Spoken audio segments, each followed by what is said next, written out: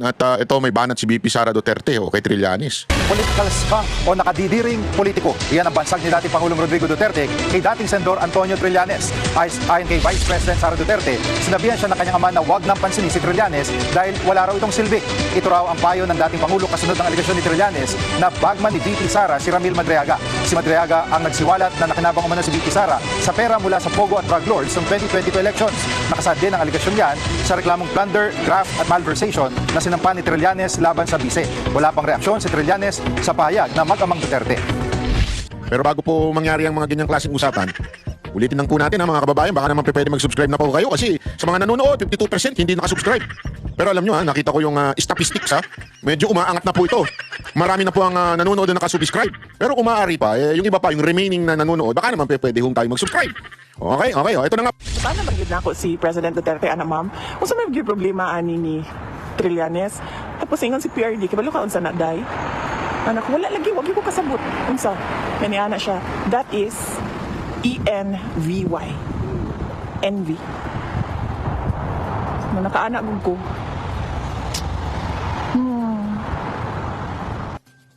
Mga kapatid, Asan doon yung Actually, nagtaka lang ako doon sa title kasi ang title nito, Political Skunk. Wala naman ako nakitang narinig doon sa sinabi ni BP Sara. Siguro doon sa iba pang part ng interview. Pero isa lang ang sinabi doon ni PRD kay Trillanes, inggit. Ay, matagal niya na sinasabi yan. Matagal niya na sinasabi. Alam mo kung bakit inggit? Lahat ng tinakbo ang eleksyon yan, olat yan. Una, inggit yan dahil hindi yan kinuha bilang Vice President ni Pangulong Duterte. Di ba? Ilang beses sinabi ni Pangulong Duterte yan na nag-apply yan tapos tinanggihan niya. Nainggit tuloy siya, sabi ni Pangulong Duterte. Kaya tuloy sinisiraan niya. Tapos, at the same time kaya nainggit yan kasi walang naniniwala sa kanya. Kahit nga yung mga kakampi niya, hindi naniniwala di ba? Binabanatan nga siya ni Remulla, yung kakampi niyang si John Vic, supposedly. Tapos nananawagan pa siya ng Unitae, di ba? O sabihin, wala talagang naniniwala sa kanya. Kaya inggit na inggit yan kay Pangulong Duterte. Kasi kay Pangulong Duterte at sa mga Duterte, talagang ang mga tao, ang tindi ng tiwala, ang taas nga ng trust rating. Mantakin mo, siraan sila araw-araw Araw-araw, sinisiraan sila nito. Dinidemanda kung ano-anong paratang. And yet, yung tiwala ng taong bayan, nakakaingit nga naman yun. Oh, sobrang nakakaingit yung mantakin mo Ito, parang ganito yan Yung babaeng kursunada mo, meron siyang kursunadang lalaki. Gustong-gusto niya yun. Pero ikaw, na may gusto dun sa babae, ginawa mo na lahat, siniraan mo na yung lalaking kursunada niya. Marami ka ng pera. Pero yung babae, ang gusto pa rin yung lalaki. Parang ganun si Trillanes Pinipilit siraan ng mga Duterte, pero yung tao, mas kursunada pa rin si Duterte at ang mga Duterte instead sa kanya. Ikaw nga naman, anong mararamdaman mo, anak ng tutsa? Lahat na lang ginawa ko. Diba? Lahat na lang ginawa ko. Lahat ng kawalangyang ginawa ko para lang masira itong mga Duterte, pero pataas ng pataas ang trust rating ng mga Duterte. Talaga naman nakakainggit yun, Brad. Baka nga, sabi nga nila, di ba? Mamatay ka sa inggit.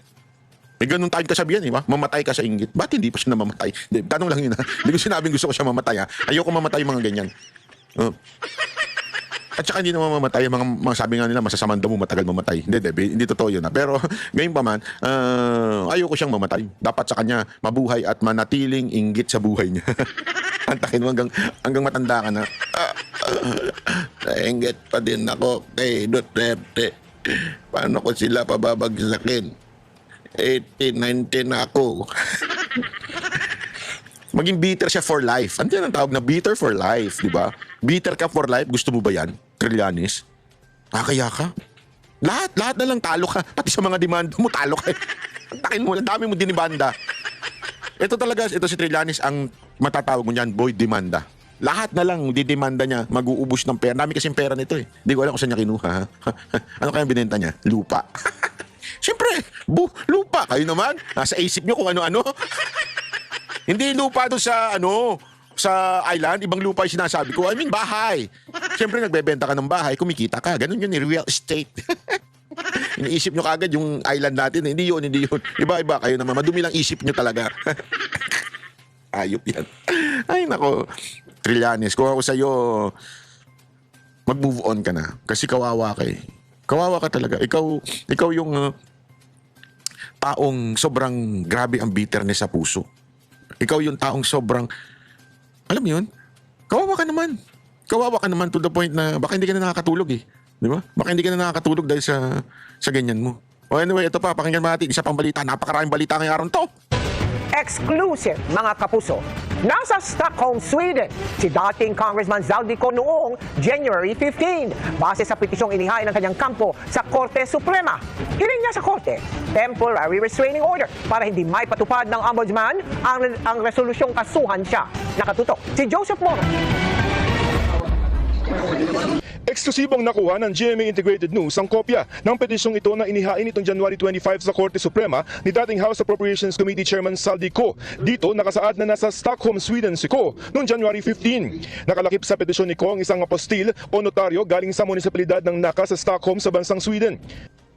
Pinirmahan ito noong January 15, 2026 ng Notary Public na si Beatrice Gustafsson. Sa sertifikasyon, sinabi ni Gustafsson na personal na humarap sa kanya si Ko. Sinertipikahan din niya na na-verify niya ang pagkakakilanlan ni Ko at siya ang pumirma mismo sa dokumento. Pinirmahan ni Ko ang verification and certification against forum shopping para sa korte noong January 15 din sa Stockholm. Ang lokasyong ito ni Ko noong January 15, taliwas sa sinabi noon ng pamahalaan na nasa Lisbon, Portugal si Ko. Pinaghahanap ng gobyerno si Ko dahil sa inisyong arrest warrant na Sandigan Bayan dahil sa kasang graft at malversation dahil sa maanumalyang flood control project sa Nauan Oriental, Mindoro. Kinansala na rin ang passport ni Ko. Ipinapawalang bisa sa Korte Suprema ni dating Congressman Saldi Ko ang mga kasong inihain laban sa kanya ng Ombudsman sa Sandigan Bayan. Pirmado ng mga abogado ni Ko ang petisyong inihain sa Korte Suprema. Nakita rin namin ang patunay na naihain ito noong January 25. Gusto ni Ko na maglabas ng temporary restraining order ang Korte Suprema para hindi maipatupad ni Ombudsman Jesus Crispin Remulla ang resolusyon nitong nagkakaso kay Ko. Gusto rin ni Ko na pigilan ang paglilitis ng mga kaso laban sa kanya sa Sandigan Bayan. Hiniling din niya na ipawalang bisa, baliktarin at gawing permanente ang injunction laban sa resolusyon ng Ombudsman dahil sa grave abuse of discretion o pag-abuso ng kapangyarihan. Sabi ni Ko sa korte, hindi raw siya nabigyan ng pagkakataon na sumagot sa mga aligasyon. Kung ang basihan daw ng Ombudsman ay ang interim report ng Independent Commission for Infrastructure o ICI, may karapatan daw si Ko na sagutin ang bawat isang pahayag o statement doon. Pero hindi daw siya nakapaghain ng counter affidavit dahil na naghain daw ang Ombudsman ng order to submit counter affidavit sa pinakahuling address ni Ko at wala siya doon. Hindi raw sumubok ng ibang paraan ng Ombudsman at itinuring ng tinanggap ang order na paglabag umano sa karapatan niya sa konstitusyon. Hindi rin daw binigyan ng akses sa mga abogado ni Ko sa kopya ng kaso sa kabila ng ilang beses itong pagsulat. Minadali din daw ng Ombudsman ang kaso laban kay Ko. Binaliwala din daw ng Ombudsman ang finding ng ICI na wala itong inirecommend ng kaso laban kay Ko dahil meron lamang itong beneficial ownership ng kumpanyang SunWest na umano'y sangkot sa anomalya na hindi raw sapat para makasuhan o masintensyahan si Ko. Nanindigan si Ko na walang ebidensya na Beneficial ha, beneficial. So ibig sabihin, ewan ko ha, beneficial ownership ng kumpanyang SunWest na umano'y sangkot sa anomalya na hindi raw sapat para makasuhan o masintensyahan si Ko. Nanindigan si Ko na walang ebidensya na nagpapakita na sangkot siya sa sabuatan ng conspiracy. Hindi rin daw tumakas. pero merong meron siyang pakinabang doon sa SunWest, di ba? Oy, naku, para naman tayo nagloloko nito. Alam mo, eto una, dito ako natatawa kasi dito meron na notaryo na nasa Swiss daw, nasa tama ba? Exclusive, mga kapuso. Sa petisyong inihain ang resolusyong Integrated News ang kopya ng petisyong ito na inihain Nasa sa January Sweden. Sorry, not Swiss, Sweden. Nasa Sweden daw si Zaldico. So kung nasa Sweden si Zaldico, ibig sabihin po nun, mali yung sinasabi yung paulit-ulit na sinasabi ni John Vic Remulla ba yun? O, sorry, I think it's the other Remulla. Yung dalawa kasi yan eh. Yung si, ano man tawag dito? Si Bendalo. Bendalo Brothers. Kailan yung si Bendalo Brothers? Oh, si Remulla at saka si Remulla. Kaya nga brothers, si John Vic at saka si Boying. Si Bendalo Brothers, sinasabi daw nila na nandoon sa Portuguese daw itong si Zaldico. Tangina, mas naunahan pa kayo ng GMA. Hindi isipin nyo, mas naunahan pa sila ng GMA na malaman kung asaan. Kaya nga exclusive ito eh. Unless alam nyo na, niloloko nyo lang kami at hindi nyo mahuli-huli, di ba? Pero kaya exclusive ito dahil ibig sabihin nun, nalaman ng GMA na sila lang. Kaya lang sila lang ang nagbabalita dahil sila lang ang nakaalam kung asan si Zaldico.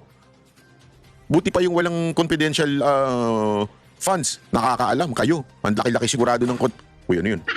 Multo. Marcos, ikaw ba yan? Nagparamdam ka na? Hindi, totoo naman eh, di ba? Ang laki-laki ng confidential funds ng administrasyon eh. Hindi nyo makita si Zaldico? Eto, nakita na. Ay, nakay ng weteng ko. May ibig sabihin yan. Di ba? May ibig sabihin yan, mga kababayan. Hindi kaya. Ay! Tako po, wag kang ganyan, banat ba? Hindi maganda yan. Hindi kaya. Hindi kaya merong nakikinabang? At kaya hindi nyo mahuli-huli yan? May pagpapala ang Bendalo Brothers? Hindi natin alam, ha? Ako yung nagtatanong lang. Hindi ho ito factual. This is an inquiry. Wala ba kayong blessings? Kaya hindi nyo mahanap-hanap si Zaldico? Bendalo Brothers? Grabe naman yan. Grabe naman yan. Nakakaano naman yung mga ganyang birada ninyong mga Bendalo Brothers. Kayo, nakakaloko na kayo, ha? Nakakaloko na. Sana naman maayos nyo yung ganyan ninyo, mga Bendalo. Kasi alam mo, ito talaga napaka-importante na maintindihan ho natin na wow, this is something that we have to, kasi pag kakampi ninyo, napakatagal, di ba? Pero pag kakalaban ninyo, ang bilis nyo talaga magawa ng paraan. Bakit ganun? Na maikulong. Di ba? Ito pa. Ay nako, itong dalawang bata na to. Pag-usapan natin. Sinusulong sa Kamara na patawan ng mas mabigat na parusa si suspended Cavite Representative Kiko Barzaga. Live mula sa Batasang Pambansa ng Una sa Balita, si News 5 House Correspondent Marian Enriquez. Marian, bakit gustong patawan pa ng mas mabigat na parusa si Congressman Barzaga? Jiggy, inaprubahan nga ng Kamara yung mosyon na magsagawa ulit ng investigasyon sa naging asal ni Cavite 4th District Representative Kiko Barzaga habang suspendido siya. Kasunod nga ito nung panawagan ni Manila 2nd District Representative at National Unity Party member Rolando Valeriano na muling suspendihin si Barzaga ng walang sahod at allowance. Sa kanyang privilege speech, binanggit ni Valeriano yung social media post ni Barzaga kung saan inakusahan nga niya yung mga congressman ng National Unity Party o NUP na tumanggap umano ng suhol mula nga doon sa negosyanteng si Enrique Razon para suportahan yung speakership noon ni Congressman Martin Romualdez. Pawang kasinungalingan daw ito. Ginawa ring halimbawa ni Valeriano yung pag-akusa ni Barzaga na sangkot umano sa flood control corruption. Itong yumaong si Antipolo Representative Romeo Aco. Pakinggan natin itong pahayag ni Congressman Rolando Valeriano. Ako pinakikiusap dito sa kongreso na ito na patawan muli ng another suspension si Congressman Barzaga para maturuan ng tamang aral yung batang yan. Nako. So I move, Mr. Speaker, na sa susunod na committee hearing ng ethics, siya po ay mapatawan muli ng another suspension without allowance and salaries. Jiggy, inadopt nga kahapon yung motion nitong si House Deputy Majority Leader Rog Gutierrez na nag-authorize sa House Committee on Ethics and Privileges na magsagawa nga ng mga hearing para i-assess yung mga naging asal ni Barzaga habang siya ay suspendido at magsumite ng kanilang findings and recommendations sa plenaryo na pagbobotohan muli ng mga kongresista. Narito ang pahayag ni Congressman Gutierrez. First, to conduct a thorough assessment on the conduct of the respondent member, Mr. Francisco Barzaga, during the period of his suspension. Second, to require the respondent member to the case, Mr. Barzaga, to appear in the hearing of the committee. And third, to immediately report to the House its findings and recommendations after the scheduled hearing, Mr. At Marian, anong reaksyon dito ni Congressman Barzaga? Jiggy, tahasang sinabi ni Congressman Barzaga na dededmahin niya na Nako. ipatawag nga siya ng Ethics Committee sa isang social media. Naku, Barzaga, andyan ka na naman, ha? Sana naman panindigan mo. Alam mo, may malaki akong problema dito kay Congressman Barzaga at saka kay Libiste. Okay na sana eh. Kaya lang talagang... Mamaya, pakinggan muna natin yung kay Libiste. Post ay sinabi pa niyang wala raw ginawa ang Kamara kundi sirain ang buhay ng mga Pilipino. Matatandang nauna na rin naghain ng I-play muna natin to, tapos i-play din natin yung kay Libiste, tapos saka tayo magre-react, ha? among cyber libel itong si Valeriano laban kay Barzaga. Naghain din ng hiwalay na reklamo sina Deputy Speaker Ronnie Puno at mismong si Enrique Razon. Ayon kay House Committee on Ethics Chairperson JC Abalos, sa susunod na linggo ay tatalakayin na sa komite yung motion nga ni Valeriano. Aniya, i-assess pa ng komite yung merits ng reklamo at depende pa sa magiging desisyon ng mayorya ng komite kung ano man yung ilalabas nilang rekomendasyon sa plenaryo. Narito ang pahayag ni House Ethics Chairman Abalos. On the side po on the Committee on Ethics, recommendatory lamang po kami. Ultimately, it is the plenary that has the disciplinary power. At sa ibang usapin, Marian, ano na ang update sa impeachment complaints laban kay PBBM? Jiggy, kinumpirma ni House Committee on Justice Chairperson Jervy Luistro na gugulong na ang deliberasyon sa impeachment complaints laban kay Pangulong Bongbong Marcos sa Lunes po yan, February 2. Iko-consolidate muna yung dalawang reklamo at saka tutukuyin kung sufficient in form and substance ito. Yan muna ang latest dito sa Kamara. Ito naman kay Libiste, pakingge. Posibleng imbestigahan na rin ng Energy Regulatory Commission ang isa pang solar company ni Congressman Leandro Leviste. Dahil yan sa mahal umano nitong singil sa kuryente sa Paluan Oriental Mindoro noong 2020 na hindi aprobado ng komisyon. Nakatutok si Maki Pulido.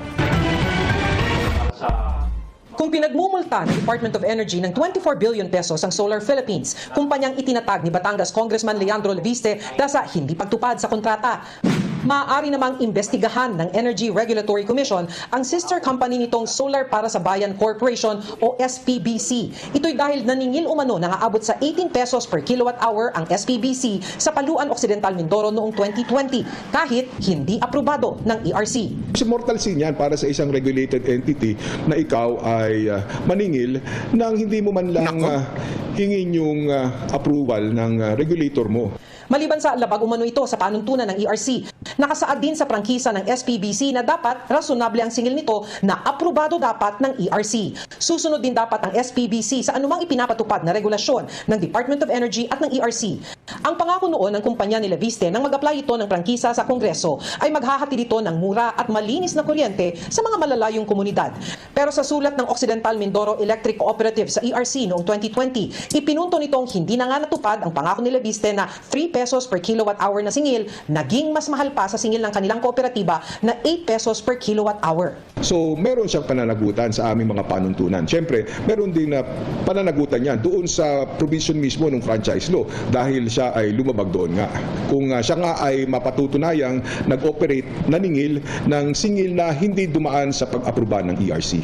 Walang diretsong sagot si Leviste nang hingan namin ng pahayag kaugnay ng paniningil kahit walang approved rates mula sa ERC. Pero sabi niya sa umpisa, palugi ang singil nilang 8 to 11.85 pesos per kilowatt hour habang hinihintay na ma-issue ang Implementing Rules and Regulations o IRR ng prangkisa na magpapagulong ng kanilang full operation para magmura ang singil. Pero dahil walang na-issue IRR, kinailangan na nilang magtaas ng singil para mabawi ang kanilang gastos. Matapos ang ilang taong paghihintay sa IRR, tuluyan na raw nilang isinara ang planta. 500 million pesos daw ang lugi nila. Pero punto ng ERC, sa Section 21 ng prangkisang ipinagkaloob. Alam mo, ito, kwentuhan tayo. Ito ang problema natin eh. Naiwan ko kung hindi ba nakikita ni Barsaga at saka hindi nakikita ni Leviste. Basta ganito, hindi ko na lang papangalanan kung sino. Kung magtataka kayo kung bakit yung impeachment 3 o yung impeachment ng nila Atty. Topacio at saka nila Mike Defensor ay hindi tumuloy. Kasi nga, umatras yung gusto mag-endorse. Hindi ko na lang papangalanan kung sino yung umatras. Basta ganito lang. Ang problema natin kasi dito sa mga congressman na tulad ni Barsaga at saka ni Leviste, madaling matakot, madaling umurong. Pagkatapos magsalita, makakuha lang ng konting pressure. O yung isa nag-sorry, yung isa basta. Diba? Alam nyo, kayong dalawa, makinig kayo sa akin Baka sabihin nyo, wala ka naman kasi doon sa posisyon, kaya ka nasasabi yan. Ibahin nyo kaming banateros. Pag kami tumayo, hanggang kamatayan, napatunayan yan ng aming kasamahan at napatunayan namin yan ng banateros. Nung niluluso po ang KOJC, hindi ito usapan ng ikukulong, ididemanda, tatanggalin sa Kongreso, hindi. Ito'y usapan na magkakamatayan na. Dahil lang sabi talaga doon, maghanda na kaming arestuhin, maghanda na kaming kung ano-ano. Yung banta na natanggap namin nung nandun kami sa Davao, pinoprotektahan ng KOJC. Again, pinoprotektahan KOJC, hindi yung si Pastor. Wala doon si Pastor Ang pinoprotektahan yung kingdom, yung lugar. Alam nyo, binigay na namin ng buong buhay namin pag kami sumusuporta. Tandaan yan, kahit kay Pangulong Duterte. Kaya hindi nyo pwedeng masabi na wala kasi kaming sa posisyon para magsalita. Kung kami mga congressman, kahit sino pa umipit sa amin, hindi kami uurong at di kami magsosorry. Eto na lang ako na lang Sa dami ko ng demanda, nagsorry ako sa kanila, mga tarantado sila. Yung mga nagdemanda sa akin. Ilan ho yun? Hindi lang isa yun. Hindi lang yung makapangyarihan. Isa lang yung madalas ko mabanggit. Pero napakadami niyan. Di ba? As in, lahat ho ng nakakalaban at nakikita nyo ngayon sa TV, dinimanda ako niya mga animal na yan.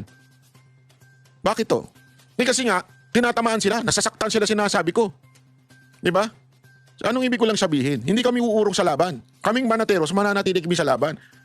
Kayong dalawa, hindi naman namin kayo dinemand nung una na lumaban. Kayo mismo ang nagdesisyon sa sarili ninyong lumaban. Di ba? Dahil nakikita ninyo, may katiwalian, may nakikita kayong hindi maganda. Pero bakit kalagitnaan, nakatanggap lang kayo ng mga pressure, tila umuurong na mga bayag nyo? Huwag naman sana.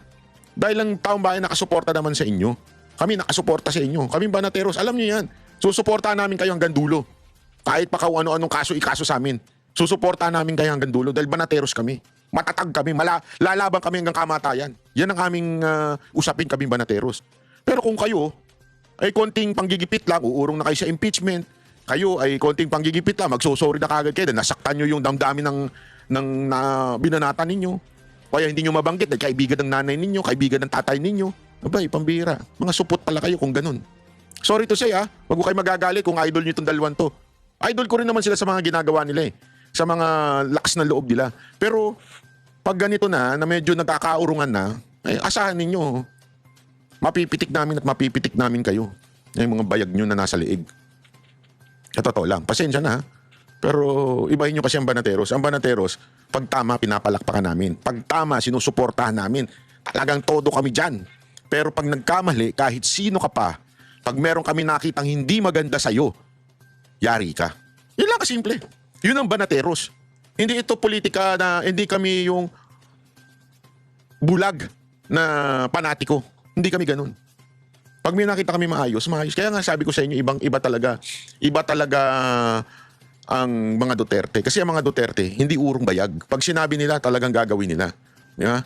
Kaya talaga masasabi mong wala silang binabayarang utang sa mga kapwa politiko.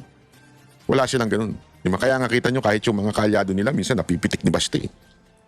Minsan napipitik nung ate. Bakit? Kasi Duterte yan . Dapat ganyan ng Duterte. Dapat ganyan ng politiko. Pagka meron talagang lalabanan, babanatan at paninindigan hanggang dulo. Hindi yung madimanda lang, mabatikos lang. Unless, totoo, yung mga akusasyon sa inyo. Di ba? Ako, naniniwala ako, hindi naman totoo yun . Yung mga akusasyon sa inyo. Malamang sa malamang, totoo. Di ba? O kung hindi naman totoo, labanan nyo. Dali nyo hanggang dulo. Kasi susuportahan kayo ng taong bayan kesa yung urong sulong kayo. Sorry mapagpasyensya nyo na Congressman Libiste and Congressman pangalan nito, nakalimutan ko tuloy yung pangalan ng isa. Libiste at saka itong si Barsaga. Pasyensya na Kami susuporta sa inyo, gawin nyo tama. Panindigan ninyo, laban kayo hanggang dulo. Ang banateros nasa tabi ninyo. Pero kung kayo ay eventually umuurong ang bayag, sorry, we would say the truth. The truth is the only thing that we are holding on, yung katotohanan. Sana hindi totoo yung mga naririnig-rinig namin na medyo natatakot na kayo. Yun ang naririnig-rinig namin . Sana hindi totoo yun. And I really wish that I am wrong. I wish mali ako sa mga sinasabi ko. Mas gugustuhin ko maging mali kaysa sa tama ako this time. Kasi iilan na lang kayo hinahangaan namin ng mga congressman. Wala na, sirang-sira ng kongreso. Nabubuhayan kami pag nakikita namin kayo. O baka sabihin naman ng iba, bakit hindi na lang ang mga Duterte ang maging sponsor ng impeachment? Hindi ko pwede, hindi maganda.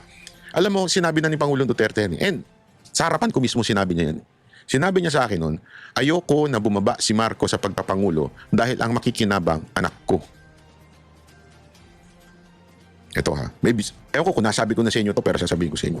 May isang tao na kaibigan ni Pangulong Duterte na pinipilit siya na manawagan sa sundalo, manawagan na ng revolusyon, manawagan na ng para mapalitan na si Marcos. Ito yung before siya nakulong. Alam mo sabi ni Pangulong Duterte, sa harapan ko to sa harapan ko ito, narinig ko mismo. Ako mismo, witness. Sabi niya, alam mo, hindi maganda kasi anak ko ang makikinabang pag bumaba sa pwesto si Marcos. Kaya hindi niya gagawin yung extra like declaring a revolution o calling on the military to rebel against the government. Hindi daw niya gagawin yun kasi hindi maganda. And even the impeachment, lagi na rin nabibring up yan kay Pangulong Duterte. At ang lagi niya sinasabi, hindi pwede at hindi magandang matanggal si Marcos sa posisyon dahil anak ko ang papalit. Sabi pa nga niya, kung gusto ninyo, si Inday muna ang pababain, tapos tsaka nyo kayo manawagan na bumaba si Marcos. Narinig ko yun, si PRRD mismo, sa bibig mismo ni PRRD yun. Kaya nga, ang ano ko dito, ang ganda kasi nung nung kanyang prinsipyo, yung prinsipyo niya matigas, meron talagang tayo, di ba? Tapos, kaya ako naintindihan ko kung bakit si Pulong hindi pa pwede mag-sponsor endorse, not sponsor. Mag-endorse nitong impeachment ni Marcos. Kung bakit yung anak ni Pulong hindi rin pa pwede.